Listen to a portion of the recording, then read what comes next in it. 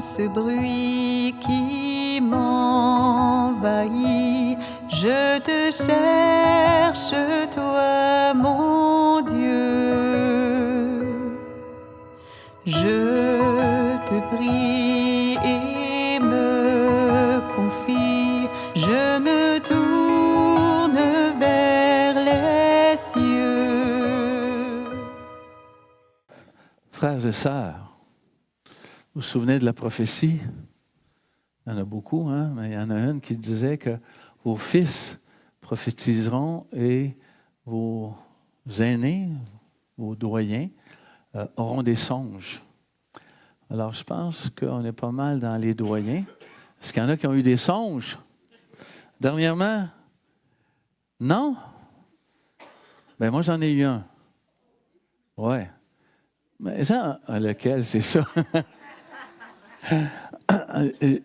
J'étais couché. Pour avoir un songe, des fois, il faut un petit peu dormir. Étais-je en mon corps? Étais-je hors de mon corps, comme dit saint Paul?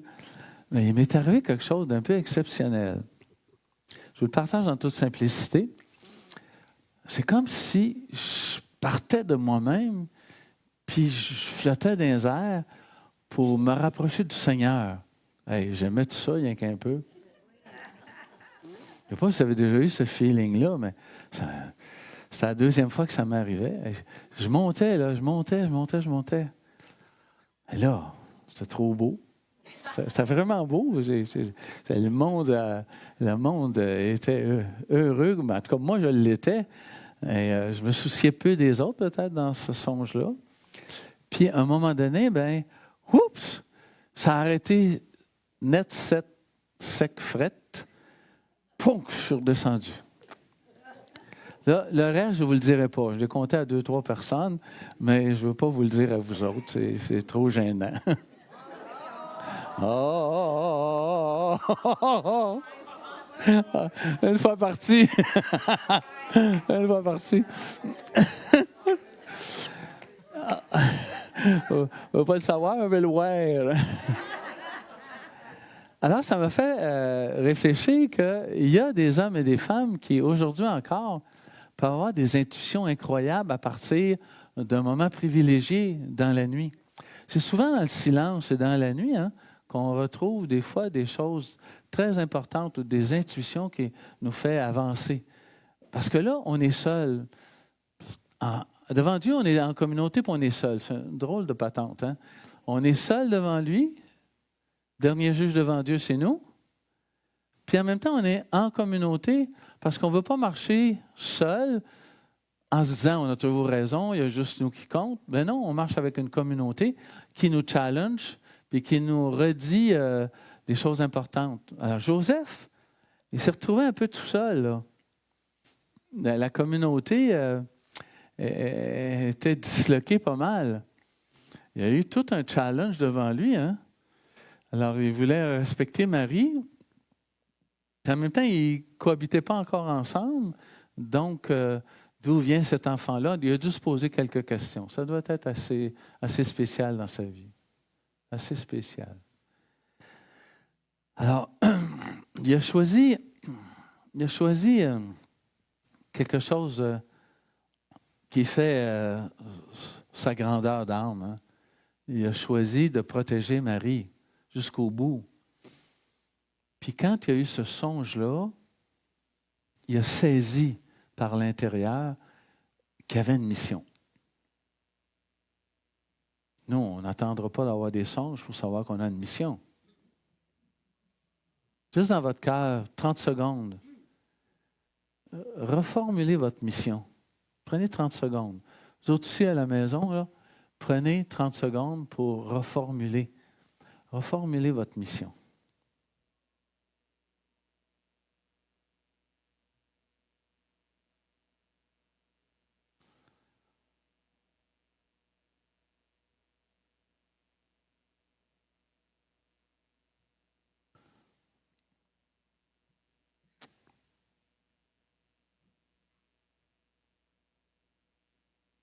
C'est pas mal identifié. Alors, Joseph a eu tout un parcours à faire dans sa vie, ne serait-ce que physiquement. Il devait être fatigué, éreinté. Et il arrive au but, puis pas de place, rien pour soulager un peu ce qui était pour arriver. Il a dû être un peu frustré. Mais sa frustration ne l'a pas empêché de voir clair. La mission de ceux et celles qui choisissent de faire la volonté de Dieu, ça, c'est toujours une redécision, toujours une décision. Puis vous le savez autant que moi, quand on est capable de décider, on donne à nos forces.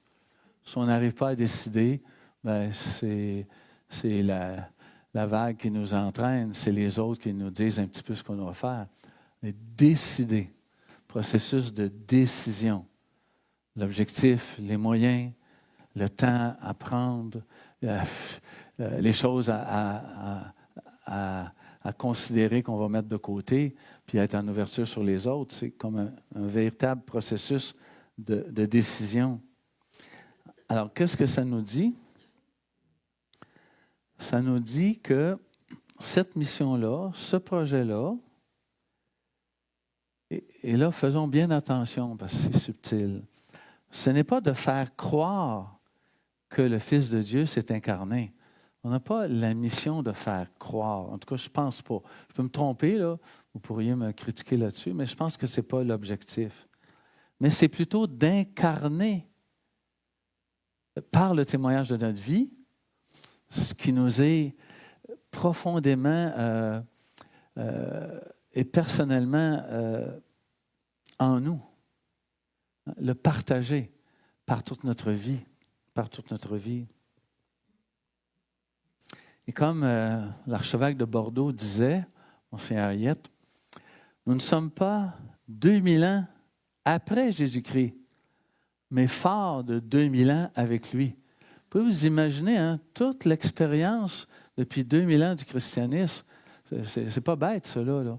On peut aller puiser, il y a une tradition, bien sûr avec des petits T, mais il y a des grandes traditions avec des grands T, quelque chose qu'on a gardé comme un noyau dur de l'expérience chrétienne. Et traditionnellement, on dit souvent, à l'arrivée de Noël, bien, Noël commence lorsqu'on accepte de faire face à nos peurs, à nos incompréhensions, tout comme Saint Joseph. Plus on fait face à ça, plus on se ground, humainement on se ground, on ne les évite pas. Dans des couples, ça ne doit pas toujours être facile de se dire profondément des choses, ou entre membres d'une même famille, d'une même communauté. Se redire des choses qui ont de la valeur pour nous. Et des fois, ça passe par une reconnaissance de nos pauvretés. Pas parfois, mais je pense souvent. Et il faut être 2 personnes pour danser le tango. Alors, c'est pas toujours évident non plus. Ouais, tout seul. Je regarde mon mur, et il ne me parle pas. Il y a même une petite plante verte, là, des fois un petit peu. Je dis, il faut que j'en prenne soin, il faut que j'en prenne soin. Alors, je vous pose une question, puis on va faire comme au premier dimanche, à 3 ou 4 autour de vous. Vous allez répondre à la question suivante. J'espère que ma question n'est pas trop compliquée. Qui suis-je appelé à accueillir davantage aujourd'hui et comment vais-je le faire? Donc, qui je suis appelé à accueillir davantage et comment je vais le faire? Puis tantôt, dans les réponses que vous me donnerez, pop-up, bien, ça sera comment vous allez le faire, surtout. Ça va? Je vous laisse faire l'homélie partagée entre vous. Après ça, on fera la remontée. Donc, je répète la question, même si elle n'est pas à l'écran. Qui suis-je appelé à accueillir davantage aujourd'hui et comment vais-je le faire? Allez-y, allez-y.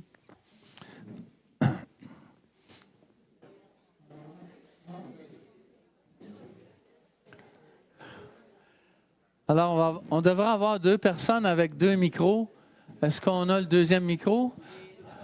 Il est à côté, c'est beau. Alors, trouve-toi quelqu'un pour t'aider, ma belle. C'est bon.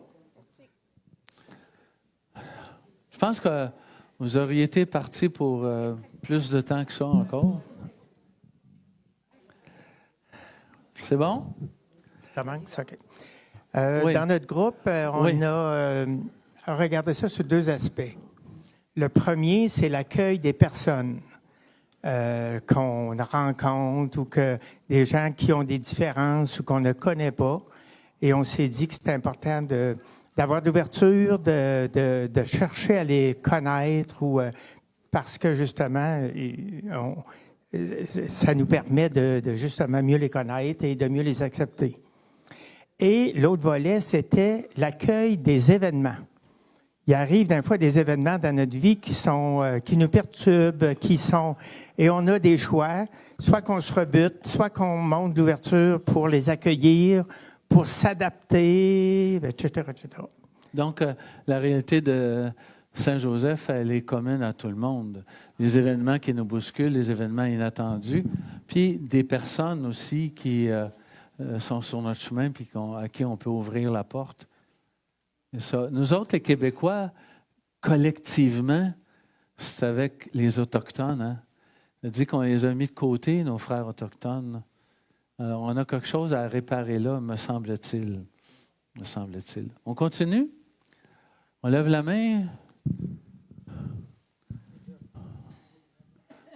Oui, Karine. Dans notre groupe, il y avait aussi un peu deux volets à l'accueil. Le premier était peut-être de s'accueillir nous-mêmes, donc d'accueillir là où on est rendu, là où on se rend compte qu'on a peut-être des doutes ou accueillir les limites, nos limites actuelles dans notre foi. Donc, c'est ça, donc prendre le temps de s'accueillir. OK. Ça, c'est ton premier des deux volets? Le premier des deux volets. Puis le deuxième, c'était l'accueil de nos proches. Sachant qu'ils sont à un niveau différent de foi ou qui ne sont pas dans la foi. Fait que d'accueillir autant nos proches dans la maison que nos proches de la famille un peu plus élargie. Donc, Mais ça pose une bonne question. Comment on peut accueillir nos proches, là? C'est pas évident, hein? Il y a beaucoup d'émotions, même si des fois on n'est pas trop conscient de ces émotions-là. C'est sûr que c'est dans le fond de notre être. Comment on les accueille? Un conjoint, par exemple, qui est plus ou moins croyant, comment on peut accueillir? C'est pas... on a quelques croûtes à manger. On a à s'inspirer de la parole de Dieu, ça c'est certain. on avait, dans la réflexion, dans le partage, il y a un début d'élément de réponse, je pense, qui est monté. Puis, entre autres, il y avait dans semer, une chose qui était, donc, de semer, de faire, nous, vivre notre foi. Et puis, de cette manière-là, de pouvoir semer par les paroles, par notre manière d'être, par le fait d'affirmer que, moi, je vais à la messe ou d'inviter. Il y a quelque chose de semer qui nous aide à accueillir aussi. C'est pas dans le vide. Puis... il y avait d'autres choses. Puis ça... C'est pas grave. Il y en a d'autres qui vont prendre la relève. Moi, je me permets de vous adresser la parole. C'est que j'ai deux sœurs, moi, qui ne nous parlent pas depuis plusieurs années. Mais j'ai mis dans mon cœur cette année de les appeler. Wow. Parce que peut-être qu'ils sont mal à l'aise maintenant, vu les années qu'ils ne nous ont pas été en contact avec nous. Donc, je vais faire les premiers pas. Ça, mon Noël et mon jour de l'an. Non, mais, tu sais, c'est les Focolari qui disent l'amour, Chiara Lubick a dit tout le temps, l'amour, c'est de faire les premiers pas. C'est ça. C'est pas facile, mais on doit le faire. On va te mettre dans nos prières pour que le chemin s'ouvre. Merci. On continue?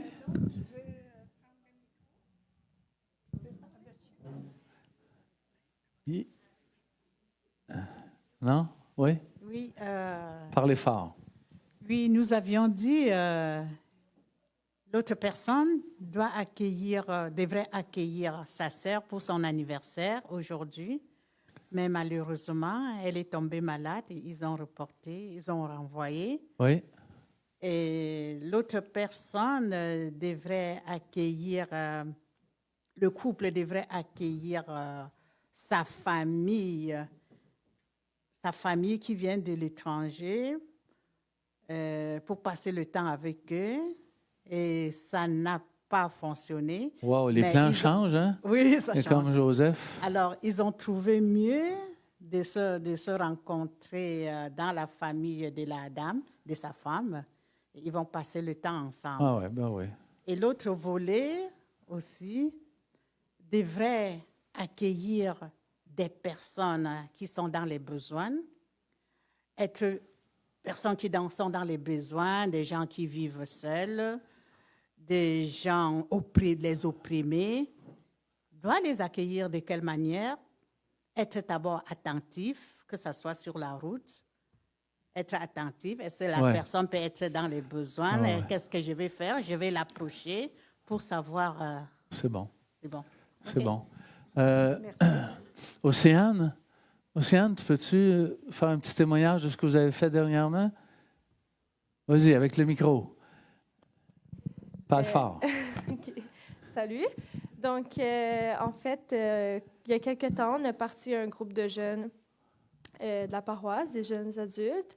Puis, on essaie de faire des activités, une activité par mois pour essayer de se retrouver puis d'essayer de fraterniser le plus possible aussi. Donc, hier, on s'est toutes réunies. Bien, en fait, pas toutes. On était juste 6, donc on essaie de commencer à être un peu plus. Mais on s'est réunis pour faire de la sauce à spaghetti pour donner aux personnes qui ont peut-être un peu moins de moyens, qui sont à l'aide alimentaire. Puis, donc, c'est ça. Donc, c'était une façon de pouvoir fraterniser, puis en même temps, de pouvoir aider les prochains. Puis, c'est ça. C'est beau. C'est tout simple, mais c'est beau. Ouais. Quand tu as 6 ou 7 jeunes adultes là, qui décident de faire de la sauce à spaghetti pour d'autres, là. Franchement, là, le curé, il est fier de sa communauté. Une année, on avait fait ça. J'étais avec d'autres jeunes, hein, puis on avait été cueillir des pommes à l'automne. On était une vingtaine. On est revenu à la résidence où on était, le phare de Longueuil, puis on a fait des crustades aux pommes, puis des tartes aux pommes, en tout cas. Puis après ça, on a été livrer ça chez des organismes qui en avaient le plus besoin. Ça marque les esprits, je suis convaincu, parce qu'on s'est déplacé, on s'est décentré, on était vers les autres. C'est beau, ça. Hein, Stéphane, tu es d'accord avec ça? Oui. Dernière, oui. Ce matin, on a vécu quelque chose qu'on ne s'attendait pas, c'est-à-dire qu'on s'en venait ici. Et on a eu un appel comme quoi, entre autres, ma sœur semblait un petit peu en détresse. Il s'agit d'un petit bobo, puis ça devient un gros bobo. Et là, on est allé la rencontrer. Et elle a reçu dans sa maison RPA, ils ont reçu des cartes des enfants dans des écoles. Malheureusement, on n'a pas su qui, où, mais elle a été émerveillée de voir que quelqu'un s'est préoccupé. Superbe. Des personnes âgées de ce bâtiment-là et de d'autres, possiblement. Alors, la carte lui a rendu beaucoup de plaisir à lire et à voir, parce que c'était un peu comme les enfants ici font. C'est des petites cartes, mais c'est tellement personnalisé. Chaque enfant a ses idées et c'était réellement amusant de voir la carte. Super. Je pense que c'était une belle approche.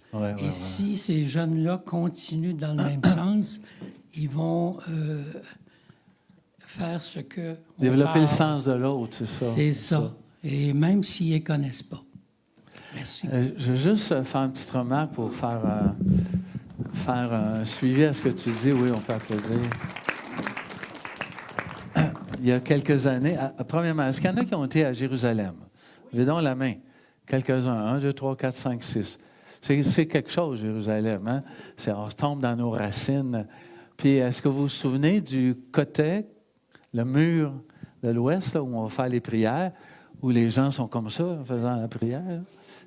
Puis, des fois, ils ont le téléphone dans les mains. Non, c'est vrai, c'est vrai. Ah oui, je ne sais pas s'ils parlent à leur fils, mais des fois, il y a des fils qui parlent à leur père, ils disent « Abba ». Abba, papa, Abba. J'avais décidé, pour sensibiliser les enfants aux chrétiens qui vivaient là-bas, à Bethléem, Jérusalem, Terre Sainte, de leur demander de faire un souhait sous forme de prière, que moi, j'irais porter là-bas et que je mettrais dans les interstices du mur. Vous savez, on met des prières dans les murs. On avait 250. Donc, j'ai enlevé quelques vêtements pour mettre ça dans ma valise. Puis quand je suis arrivé, là, j'étais heureux. Tiens, ah oui, toutes ces prières-là qui rentraient dans le mur. Ah, c'était beau. 250, c'était exceptionnel. C'était beau. Hein? Des petites affaires comme ça, des fois, qui font que le monde, oups, il s'ouvre, il y a quelque chose, une étincelle qui habite le cœur. Surtout si on peut en même temps prier pour les personnes. C'est sûr qu'on cumule à ce moment-là. On cumule dans la foi.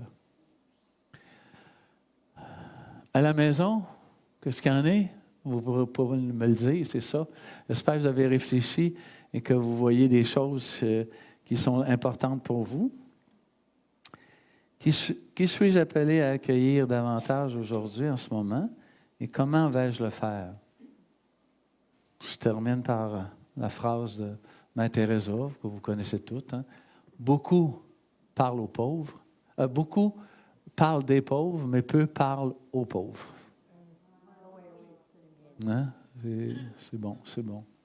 On prend quelques instants pour voir dans les comment on se situe, comment on va faire ça, les personnes avec lesquelles on veut davantage accueillir.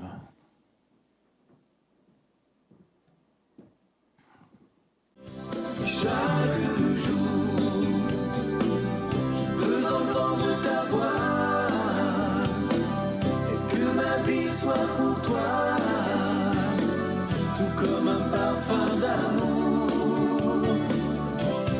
Chaque jour, je veux marcher dans tes voies, chaque instant, à chaque pas, et vivre de ton amour.